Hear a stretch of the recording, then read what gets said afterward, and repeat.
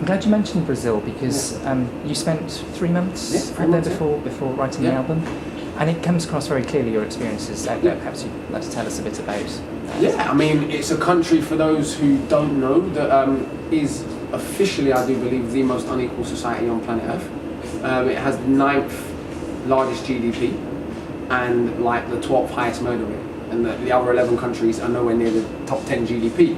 An average of something like 50,000 murders a year. These are statistics. I mean, what does statistics really mean? But the physical reality of going there and seeing how the majority of the population live, for me, really affected me. I mean, it not just the physical reality of a favela, but people's attitude in the favela. Because we've all seen, well, most people have seen films like City of God and whatever else, where kind of it's just crazy people running around shooting each other.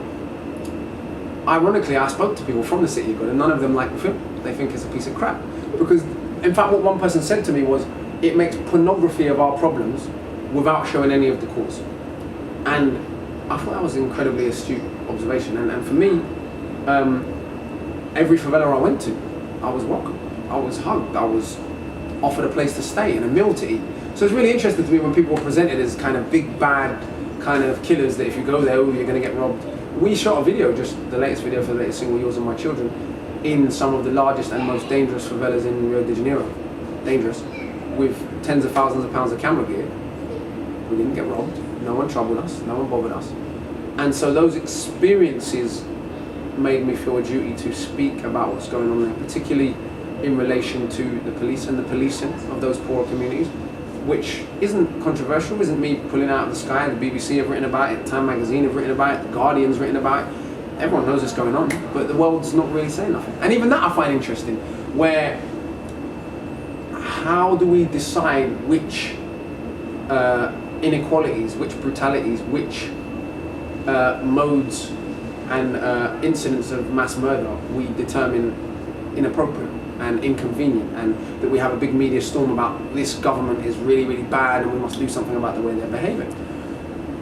Because I think if it was based on numbers, Brazil would certainly be one of those governments that we'd be having that conversation about, but we're not. And it's a conversation I'd like to have. It's not about me wagging my finger at Brazil saying it's the worst country in the world. I'm not anyone to judge a person's country.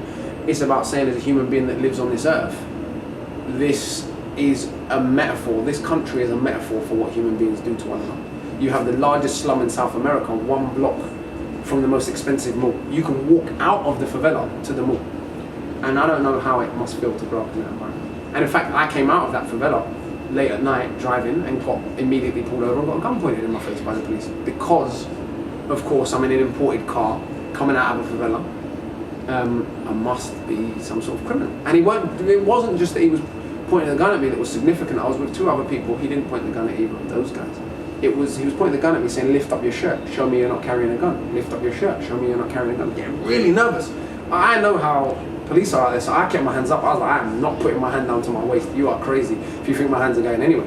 And so luckily my friend came across, pulled up my shirt and said, look, he's not Brazilian, he's English. He's not carrying a gun. And they just went as swiftly as they can. And so those experiences inform songs like Yours and My Children. And inform the video that we've just shot that tries to show something. The going and the seeing and the doing has allowed you to bring the message back that... Yeah, absolutely. I don't want to be one of these guys that kind of sits in my comfort zone in England trying to write about a reality that I don't really know anything about. I'm aware that, obviously, I'm not trying to say that the favelas are not dangerous, and I'm not trying to say to people, just go there, it'll be alright. You can visit there, but obviously be sensible, have permission, like, inquire with locals, not necessarily the locals that live in the $1 million apartments, but people from the favelas themselves.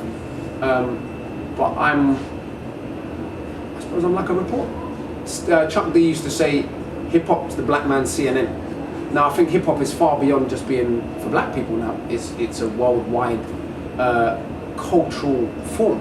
But I think its use as an alternative news channel still exists, and so I would consider my going to Brazil and bringing back stories from there the same as what Robert Fisk is doing in the Middle East.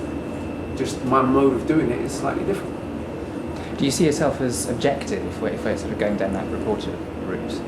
Probably not.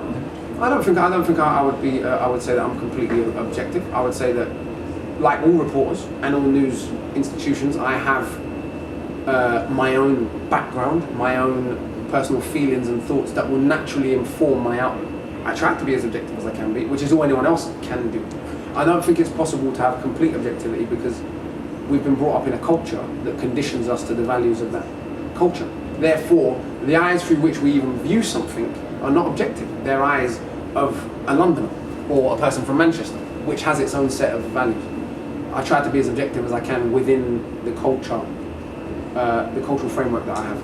There's a wonderful quote from one of Orwell's famous essays, actually, Why I Write, where he says, "I do not think one can assess a writer's motives without knowing something of his early development. His subject matter will be determined by the age he lives in, but before he ever begins to write, he'll have acquired an emotional attitude from which he will never completely escape." Exactly. And I've read that essay. Yeah. And with regard to your own work, I mean, what in your background has sort of affected what you've gone on to do? Because you talk particularly on Find No Enemy about some of the incidents from your youth. Yeah, I think that I've been really fortunate, I think, in my upbringing, in that I got to experience a lot of what people would say, in England anyway, not in relation to Brazil or America or anywhere that has far more kind of a street culture than we do. But I got to experience a lot of the negative stereotypes, people getting stabbed and shot that I knew and whatever else, and seeing some of that for myself, and being around people that people would consider undesirable or whatever else. But I also went to African Saturday School from the age of 5 years old. My stepdad ran the Hackney Empire Theatre, so I got to experience, and I grew up in an environment where even the guys that I grew up around that were quote unquote gangsters all had this ideology that being educated was the best thing you could do. And that, as far as they were concerned, the fact that I was smart as a kid was like the best thing ever. And so these are guys that everyone looked up to and thought, yeah, this is this guy and this is that guy. But the fact that they were the oldest of the neighbourhood, and everyone knew they were, not even the neighbourhood because they weren't even from the area that I grew up in, they were just oldest that were around me and my family and whatever else. But they all, from very early, respected me because I was intelligent. So as a kid, that made me want to be more intelligent.